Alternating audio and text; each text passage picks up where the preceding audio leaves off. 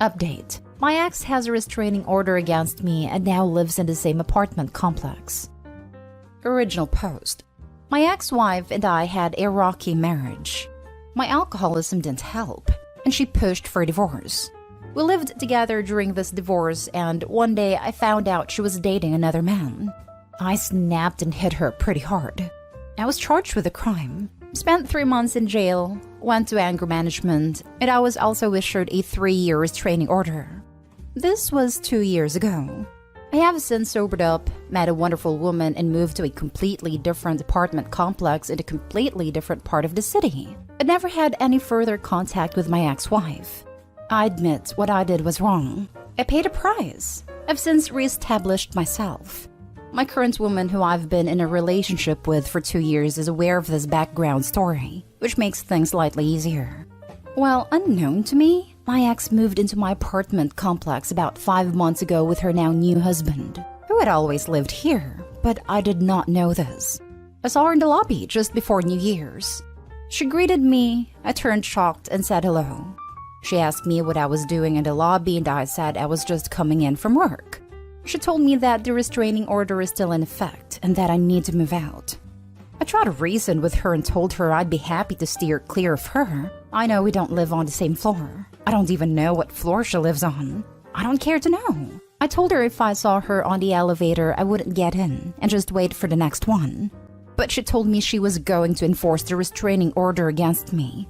My partner and I literally just signed a brand new 2-year lease 6 months ago. We love the place we live in and wouldn't want to move. And it feels unjust having to move / incur financial hardship because the person I had a restraining order against moved into my apartment complex. The reason why I'm bringing this up is because last night the building management was informed of the restraining order and told us we need to figure this out. Would she really be able to force me out of my home even though I lived here before her? As long as I do my best to avoid any contact with her, which I'm perfectly fine doing, shouldn't that be sufficient? I work a really early schedule, and the fact she was dating this guy and coming over to this apartment complex for the entire time I've been here, and we ran crossed paths, and she's been living here full-time for 5 months and just recently crossed paths. Not sure what to do. FYI, this is New York City. Now for the top advice before reading the update. I'm not a criminal law attorney, but you have some good factors in your favor. You have abided by the order of protection for a long time, 2 years, without incident. You have sobered up and been through counseling. Judges want to hear that stuff. But the best practical advice I can give you is that you should take the lead here. Get an attorney and get yourself back in front of the judge. Tell the judge your story first. If you wait and she drags you into court, you may be viewed with suspicion. Because as others have noted, you're technically in violation of the protection order right now. An attorney in your area will undoubtedly know more about what to ask for. But if you take the lead, the judge will probably be more sympathetic to your cause. Ask for the time of the order to be shortened, out of existence, or that the parameters be redefined so that you can live in the same complex, but that you agree to not have purposeful contact with her. Bottom line, get out in front of this. The first thing you should do is look up your order of protection. Look up the copy you were provided or have the building forward you the copy that she provided them. Do not contact her. If you cannot get a copy, you may need to see if you can see the order by looking at the court copy from the issuing county/court. You should contact your attorney who represented you on the matter involving the restraining order to have the order modified for incidental contact at your home address. In your case, it should be your defense attorney or defense agency who represented you on the criminal matter who can/should help you. Tell them what you've stated on this thread and see what they can do about modification.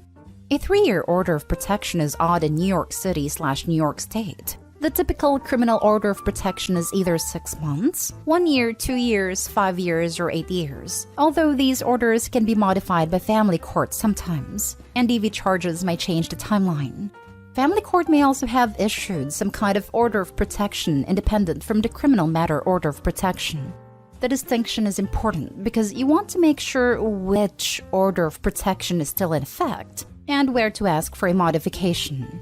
Now, if you do everything that I mentioned and your attorney tells you that modification is unlikely or impossible, I think that your lease with the building should be broken. Since she's moved into the building, you can't be there without breaking the law, and I don't think that they should penalize you. However, that's probably the next third best scenario for you.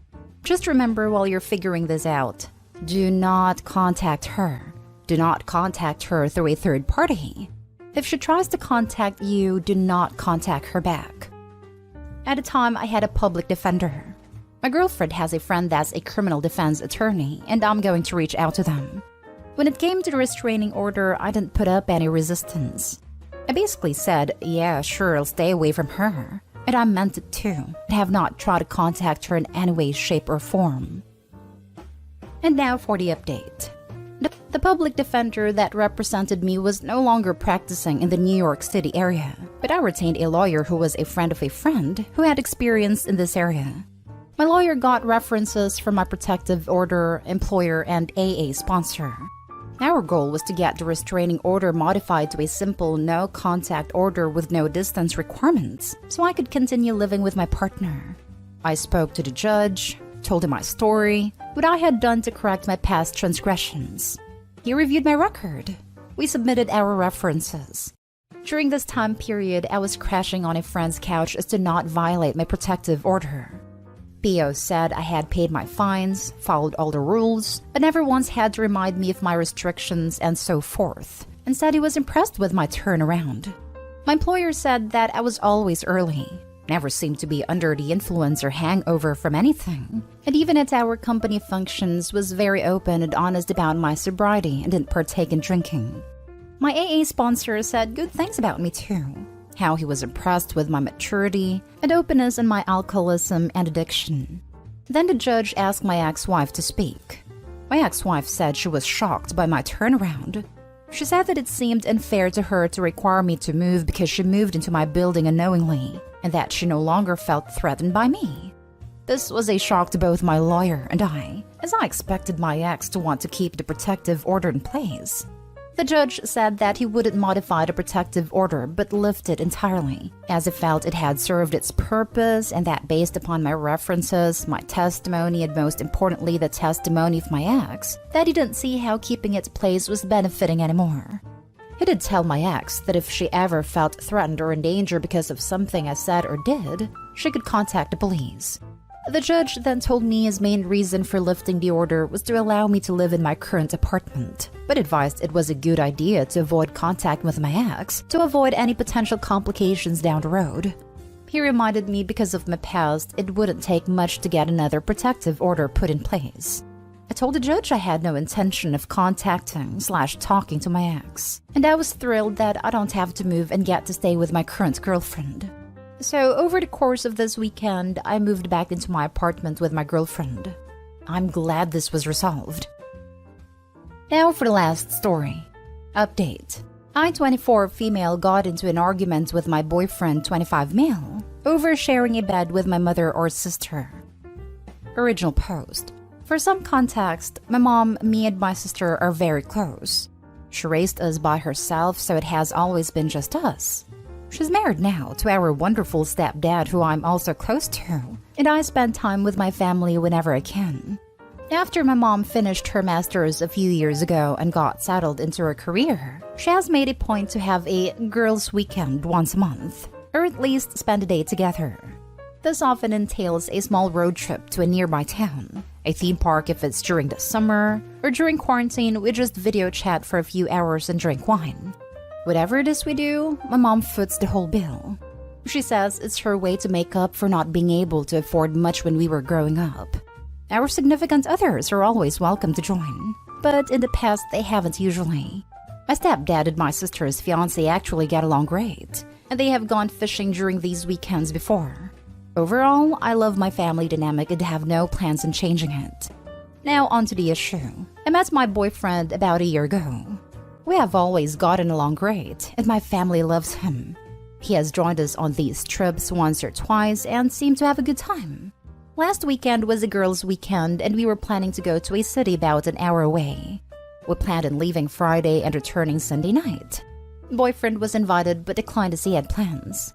I thought that was the end of it. About an hour before I headed out, I mentioned how the Airbnb we rented only had one bed. So I was probably going to end up sharing that with my mom or sister, or I was going to sleep on the couch. He seemed very weirded out by that. He said something like, "You don't feel awkward sharing a bed with your mom? How can you not see how weird that is? I would never share a bed with my mom or a sibling. Blah, blah, blah."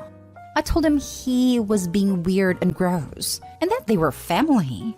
He then mentioned how I often sleep naked, which is not even a decent argument because obviously I'm not gonna sleep naked with my freaking mother or sister. I told him it wouldn't be the first time we have shared a bed, and that he needed to drop it. This resulted in an actual screaming match that went out for like 20 minutes.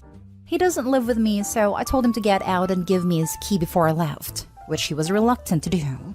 He then told me to just sleep on the couch and none of this would be an issue, which I told him there was no issue, and that it was being weird.